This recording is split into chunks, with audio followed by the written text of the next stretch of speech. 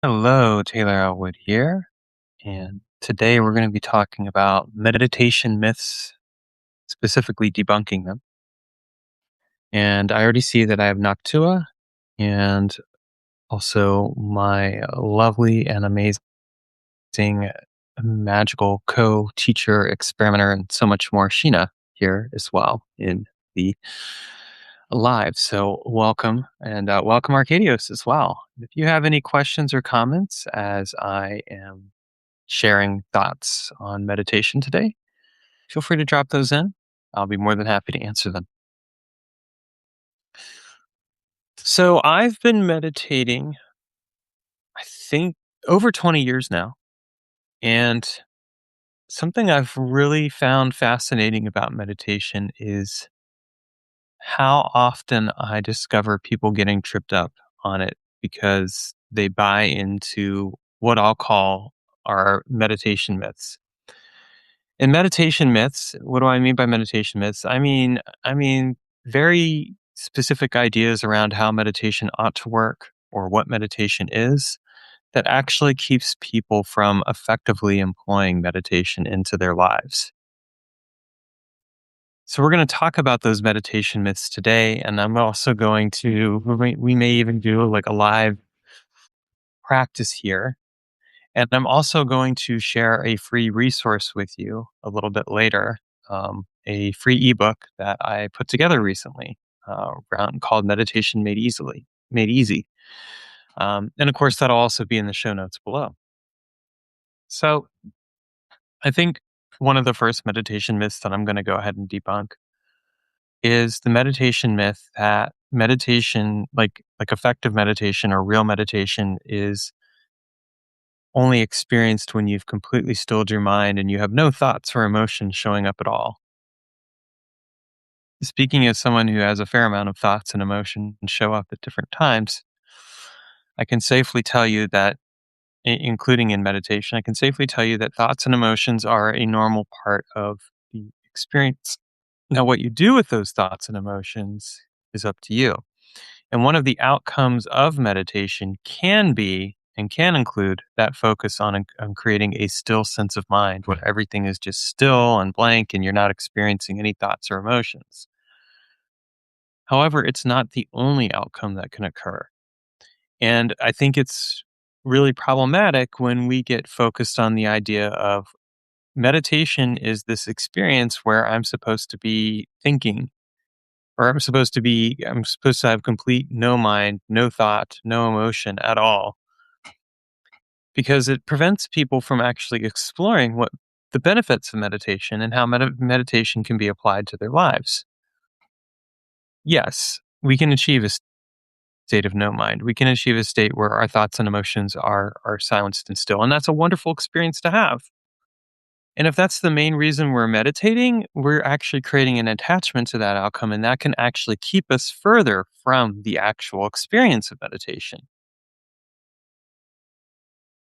So it's really important to recognize that when we look at meditation, we're not getting fixated on a particular outcome.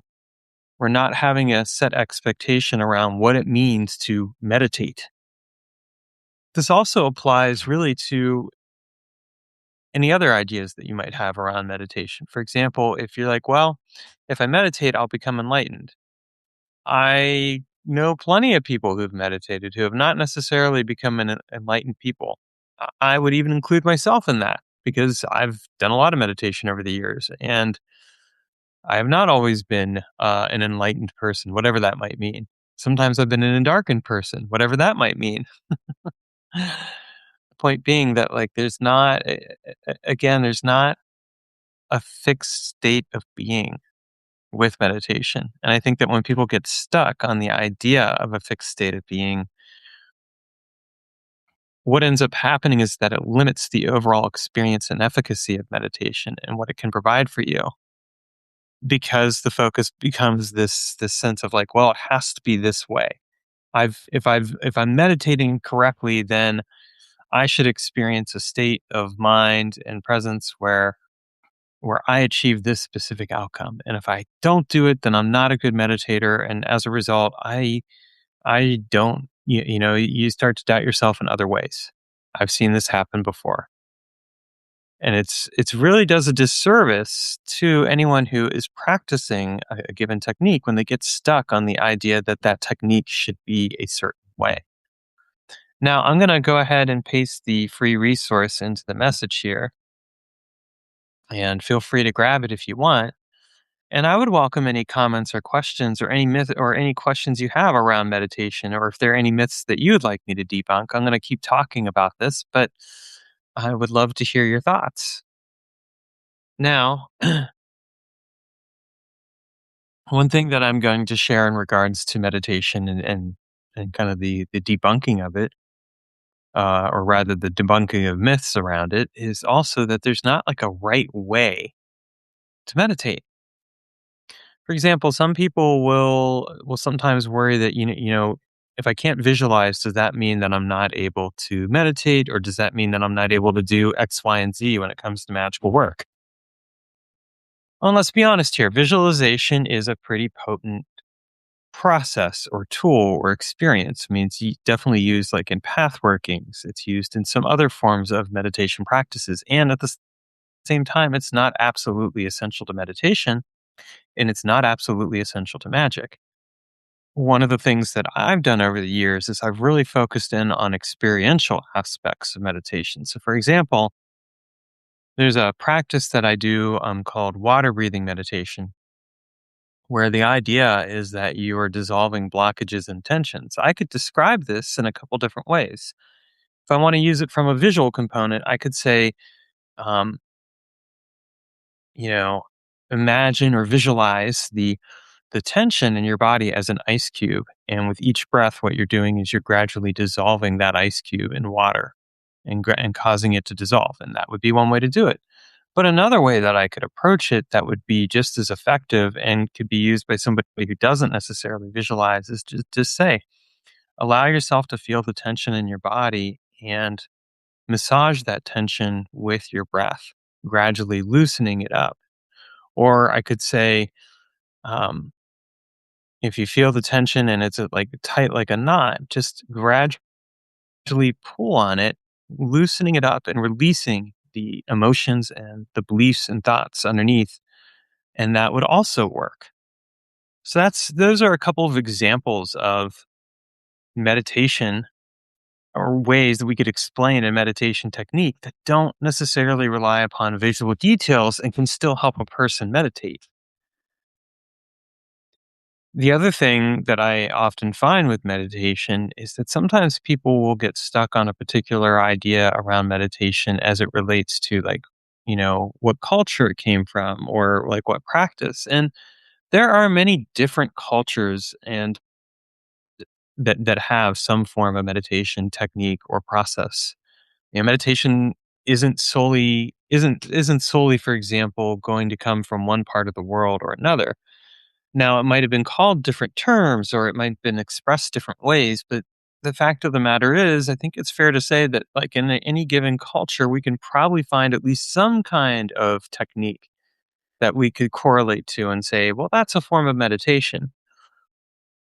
This is important to acknowledge because I think sometimes, again, we get stuck on the idea of, well, it has to come from a specific place. And if it doesn't, then it's not meditation. Well, no, meditation can come from a variety of different resources. I mean, for example, if you're someone who uses prayer, prayer can be a form of meditation given enough time.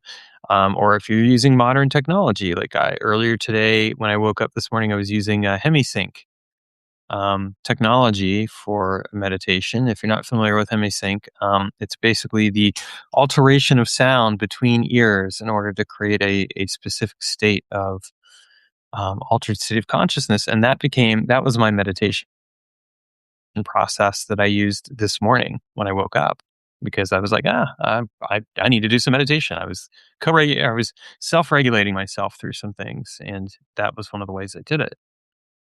The other thing that I think is really important to note about meditation is that there really is a number of purposes and reasons that you might want to meditate.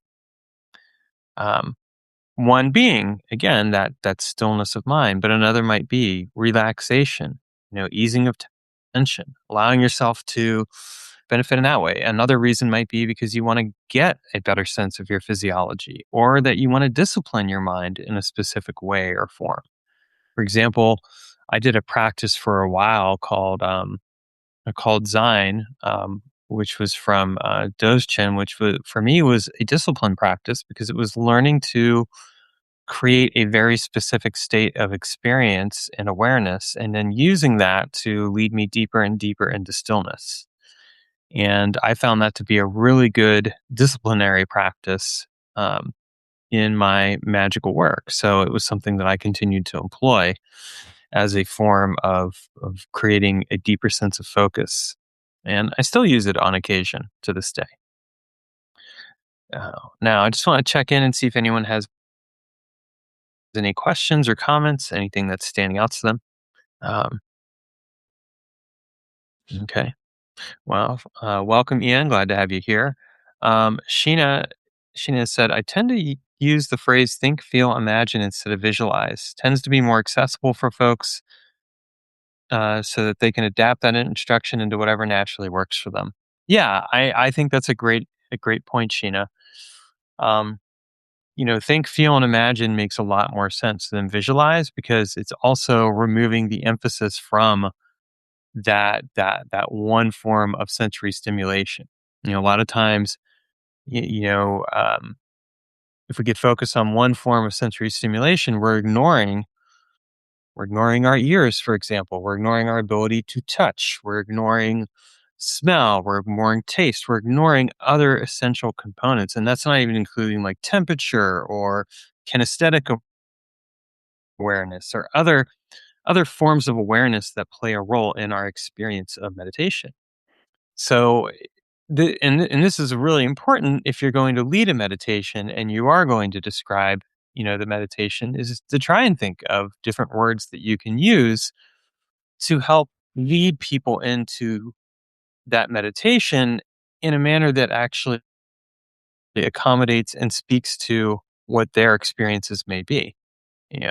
Not everyone is going to visualize, just like not everyone is going to automatically lean toward auditory or kinesthetic expressions. So it's finding a way to explain it or present it or share it in a manner that's accessible is really important. One of the things that I liked about like the HemiSync technology is that it also uses the actual technology itself to help create that altered state. And I've also used tools like mind machines for a similar purpose because the mind machine basically serves to create this deep state of altered awareness using sound, but also using LED lights. You end up closing your eyes while you're looking into a pair of glasses with the LED lights, and then it creates patterns that create this deeper state of altered awareness and consciousness. This kind of leads into another question, which is it meditation if you're using artificial means to meditate? And by artificial, um, uh, technology would be one example, but entheogens or medicine work would be another example.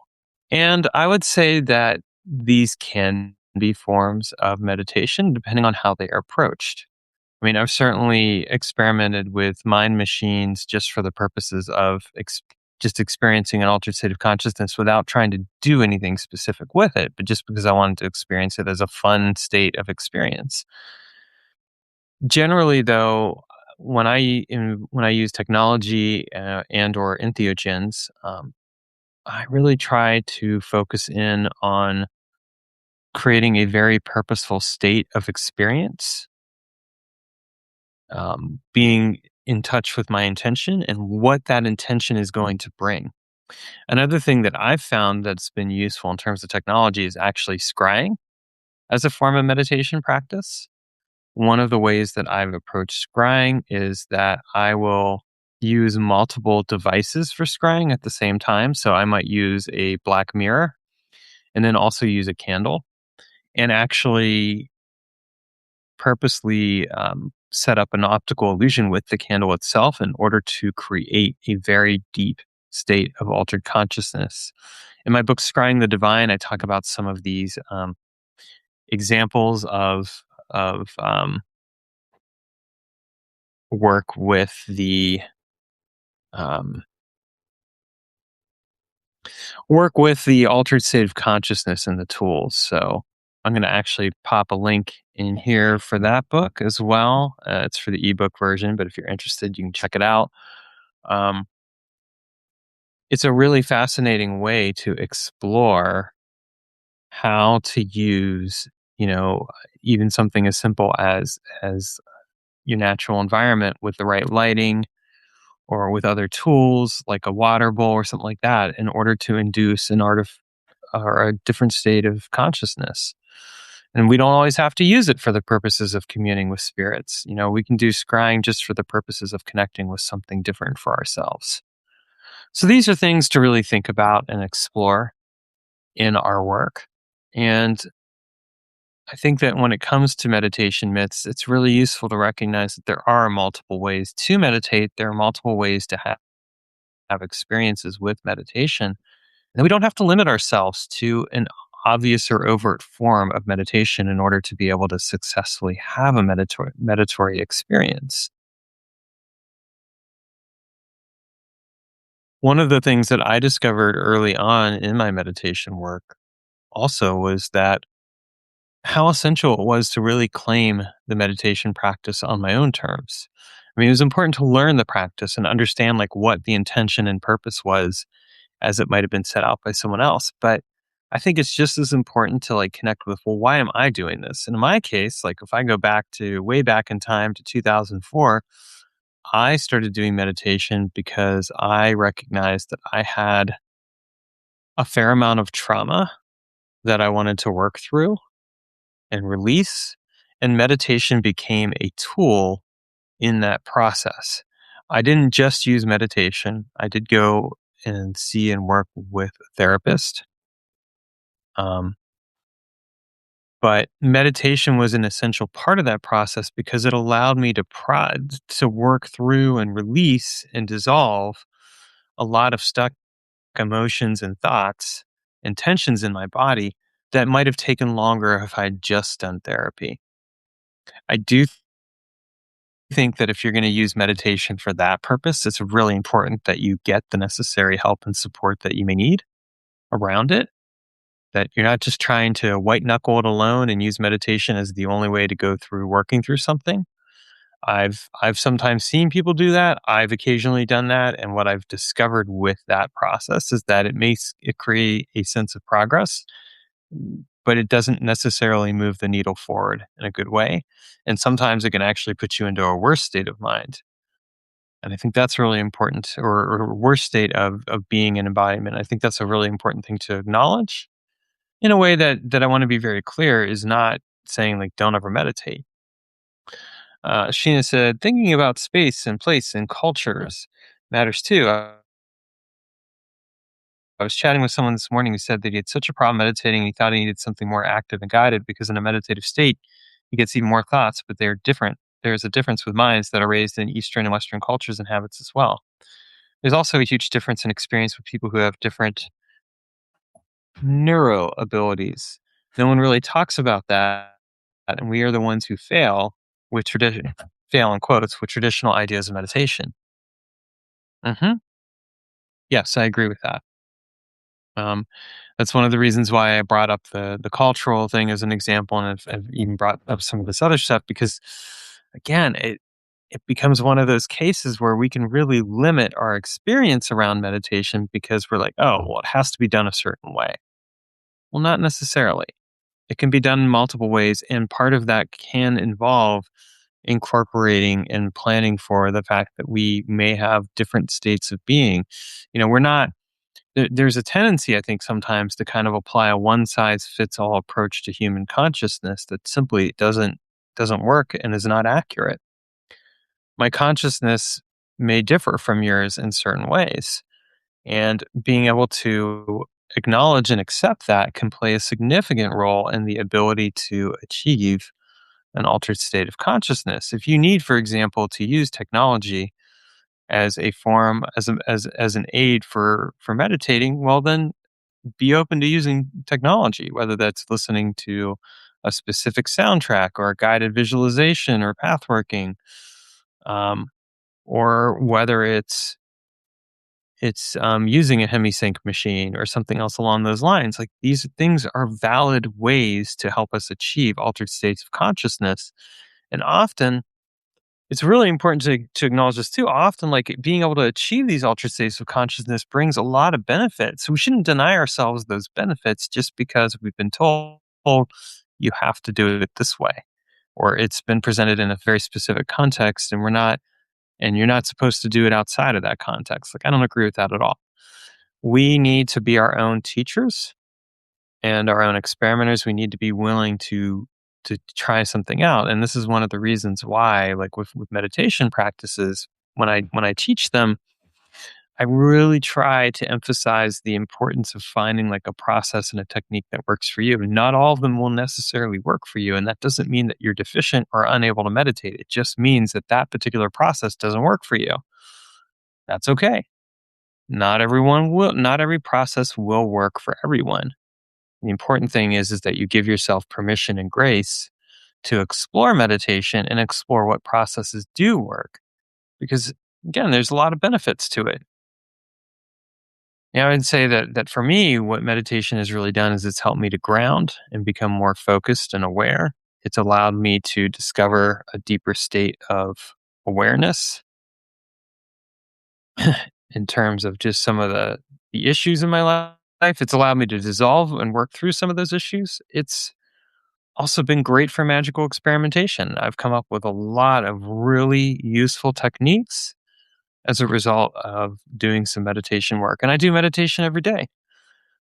Typically, I will meditate midday as a way of just calming the mind and clearing out the emotions, but also to just kind of cleanse the palate of the emotional and mental psychic garbage, so to speak, from the morning.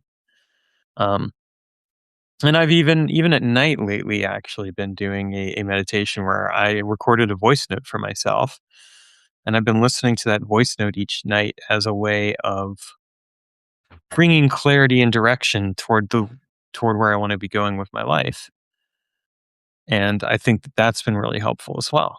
So, that's another thing too, is that you can, with meditation, you can create your own meditation practices. Once you've learned the essentials of what meditation is, it's not hard to create a practice around it. And I think that voice notes are a great example of how we can use our own voice to lead us into a deeper state of altered awareness and consciousness. So, these are just some of my thoughts on meditation, and I appreciate you coming and joining me here. If you do end up having any further questions or comments, feel free to drop those in the comments for the post. And thank you all for being here. Take care and have a wonderful rest of your day.